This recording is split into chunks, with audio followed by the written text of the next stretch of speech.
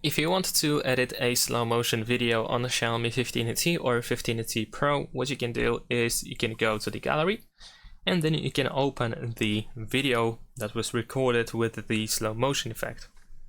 Now, in here at the bottom of the preview, we should be able to find this white button with a circle, maybe even two circles actually.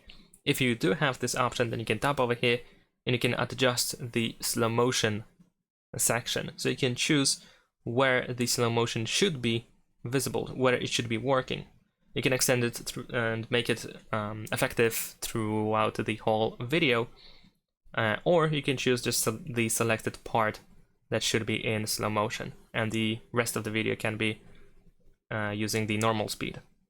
And that is pretty much it. Once you are done with these changes, then of course you want to tap on this check in the bottom right corner in order to save these changes. There we go. And you can actually generate a video like this. So that's pretty much it. Thanks for watching, leave a like and subscribe.